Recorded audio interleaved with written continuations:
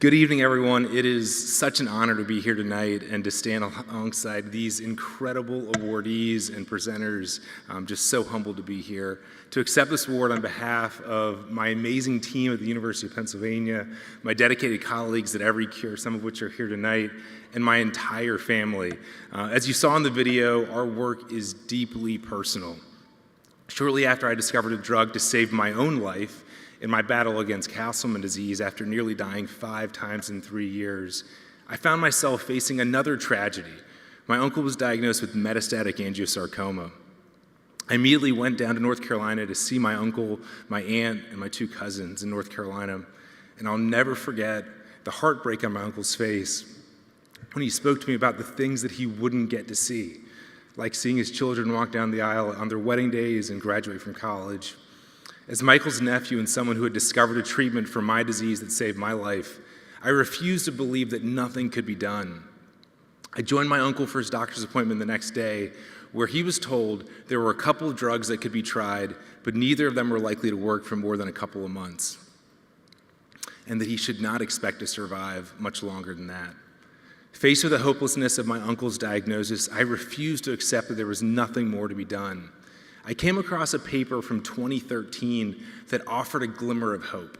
It showed that 4 out of the 5 patients in this small study had increased expression of a protein called PD-L1.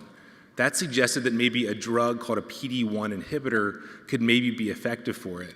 But when I presented this information to my uncle's doctor, he immediately rejected the idea, explaining to me that that drug had never been used before for angiosarcoma or any sarcoma, so how could we possibly think it could be used? Despite this refusal, we ran the test anyway, and when the results came back, they were blazingly positive. Over 8 years ago, my uncle became the first patient that we are aware of to be treated with a PD-1 inhibitor.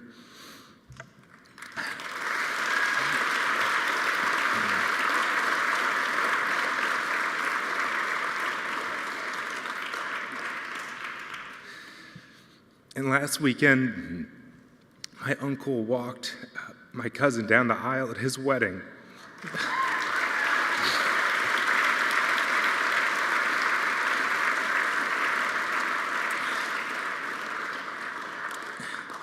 And my other cousin is going to be married in just a few months. Just as importantly, PD-1 inhibitors are now given to patients all over the world with angiosarcoma. This drug was sitting on the pharmacy shelf. A study had been done that suggested it could work, but no one did the work to get that drug into patients. How many more life-saving drugs are just sitting at our neighborhood pharmacy that could be life-saving for you or someone that you love? Inspired by my own experiences repurposing a drug to save my life, our experiences repurposing drugs to save thousands of other lives, and the realization that there are so many patients out there waiting for a drug to save their lives, I co-founded EveryCure along with my co-founder Grant Mitchell and Tracy Sikora to launch an organization called EveryCure 2 years ago. We are on a mission to unlock the life-saving potential of each and every FDA-approved drug to treat each and every disease that we possibly can. We're driven by a simple but profound belief. No patient should suffer or miss out on life's most precious moments, like their children's weddings, while a treatment is sitting on the shelf waiting to be used. Over the past 2 years, we've built an AI platform that identifies the most promising drug repurposing opportunities, and we are more determined than ever to get these treatments into the hands of patients who need them right now. But we can't do it alone.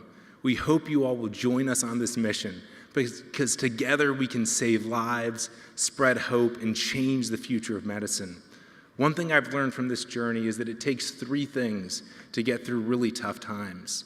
The first is you have to have a vision for the thing that you're fighting for. For me, it was a life with my now wife and a family. Second, you need to have support from the people by your side, holding your hand, helping you get through it. And third, you have to take things one step at a time.